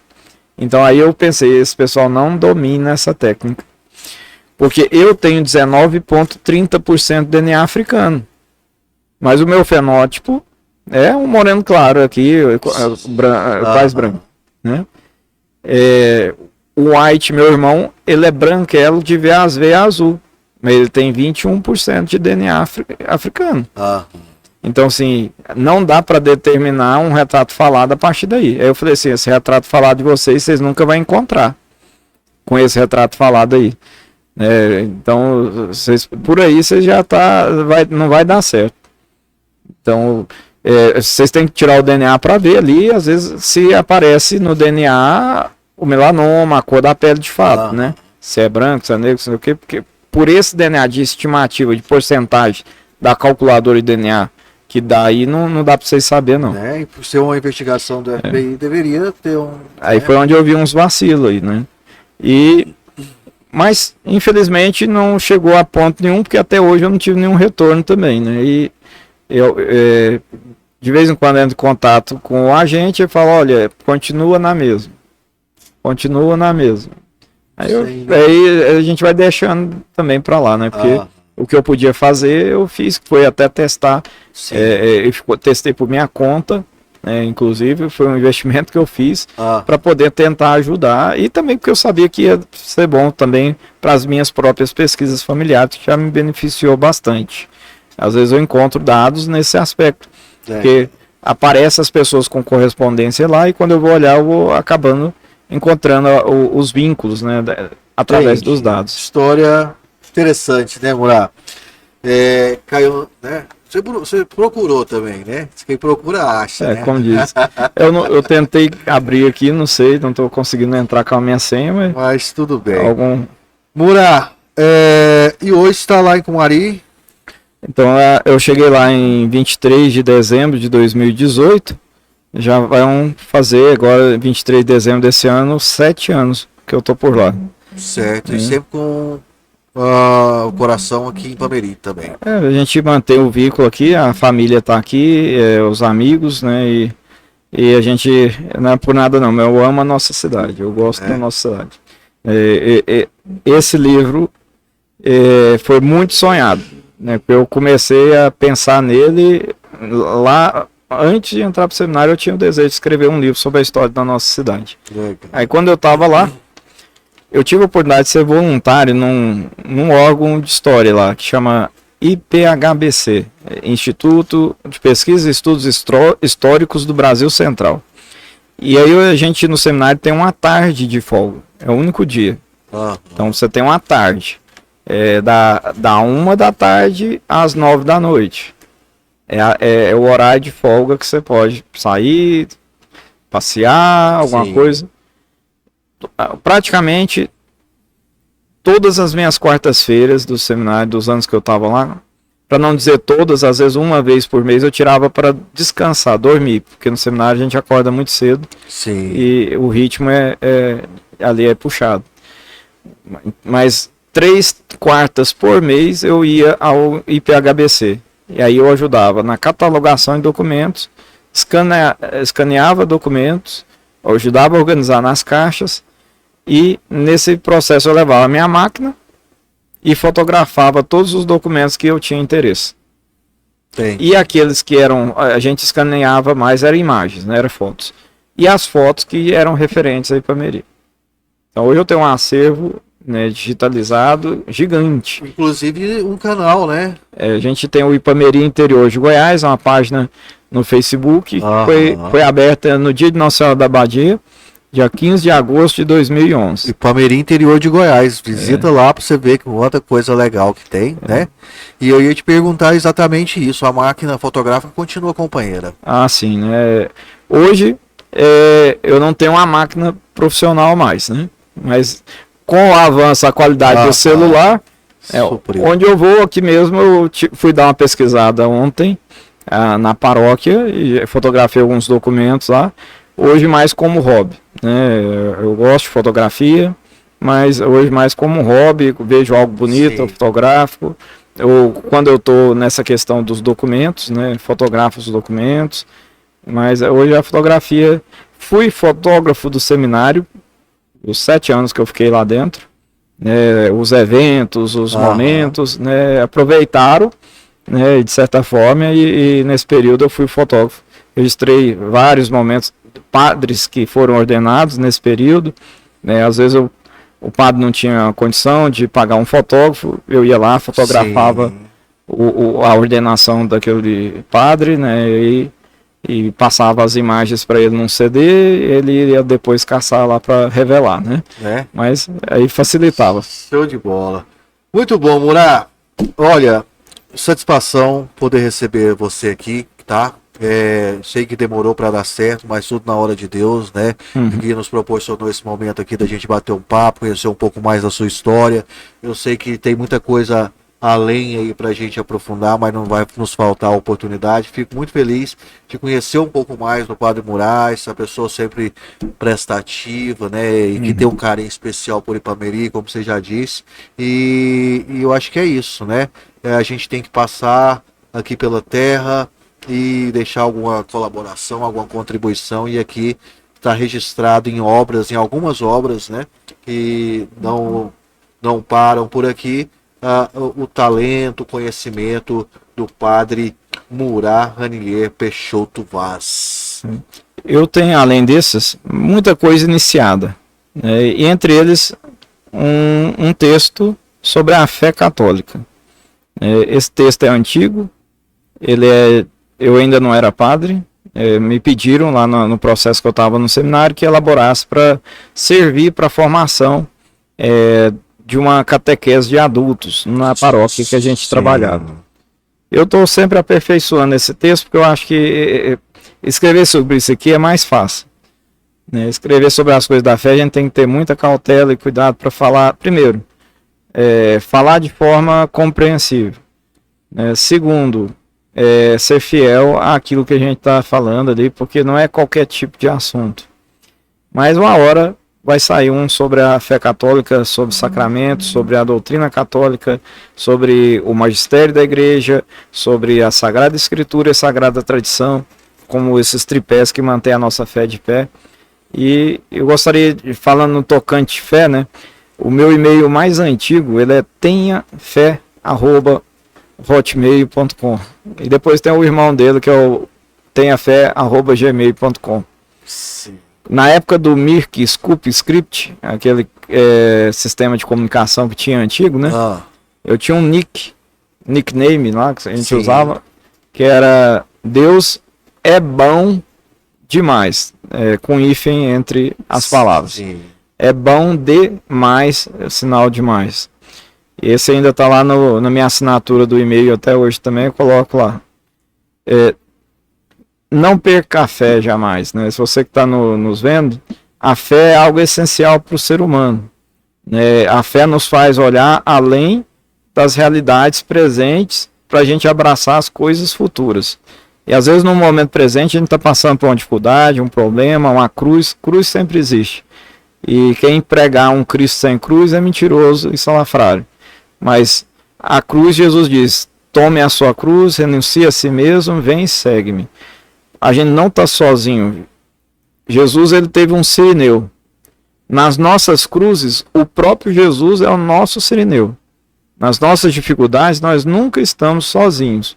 E Deus é bom demais mesmo. É bom a gente ter esse vínculo com Ele, né? Então eu digo aquilo que está lá no meu e-mail. Tenha fé. Mantenha acesa a fé. A fé é uma palavra muito pequena. É formada por uma consoante e uma vogal. Mas ela faz toda a diferença. Ela é algo inimaginável, de imenso, infinito, que faz a gente olhar e ter esperança, e ter força, e, sobretudo, perceber que as coisas não se encerram nessa terra, elas vão além, e apesar dos pesares dessa vida, a gente tem uma vida eterna feliz para viver com Deus. Então, enfrentemos com coragem as cruzes cada dia, na certeza que Jesus nos espera com os braços abertos para um dia a gente viver com Ele. Mas não só no futuro. Viva já agora, abraçado com Jesus, porque faz a diferença. Amém. Murat, Satisfação, muito obrigado. Sua bênção. Prazer, meu. também, Deus que te tá? abençoe. E fico muito grato mesmo de poder bater esse papo, trocar essa ideia aqui contigo.